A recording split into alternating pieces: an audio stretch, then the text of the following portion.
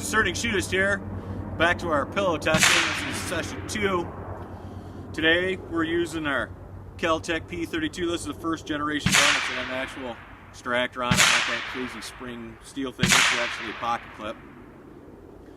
And over here you have the pillow. Same pillow it was before from the negative discharge and you saw previously in the 380 test. It's laying in the same approximate fashion as was when it was shot originally with the silver tip. And it's about the same approximate distance.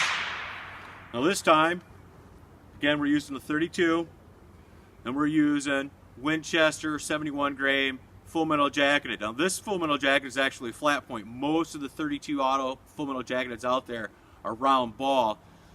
Many reasons before, and I'll state them again, I prefer in these smaller mouse guns, 380, 32 auto, etc., to have that flat point on there.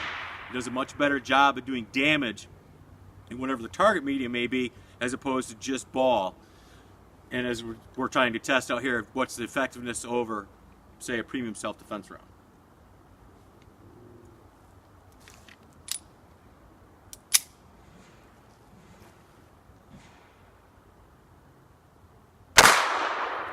All right. This gun, the slide does lock back on it, which is nice, and it does actually have a magazine release on the side.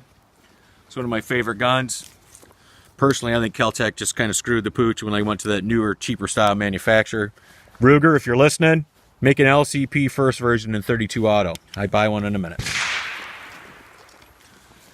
So, let's come over here, check out the damage that we did. My handy tool, Sharpie. Again, you could see some powder burning, some scoring on here. Probably where it just came off the bullet. And it's at an angle here. But it made a much nicer, cleaner hole than the 380 full metal jacket it did. See the tears in the fibers? It's much more akin to what was done by the silver tip. So here's our 32 hole. We're going to peel the pillowcase back a little bit. So now here, get that in there good. It's a little bit bigger hole. There is some tearing here. Let's come through here. And let's see, we'll flip it over and see what happens. Wow, look at that. I don't see any holes. So, don't see any holes through the pillowcase, so we're going to have to pull this apart. This is from last week, previous video, where we shot the 380 full metal jacketed round.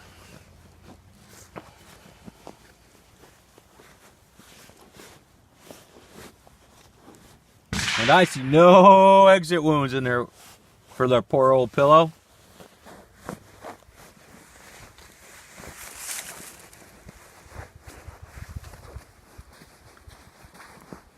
Huh.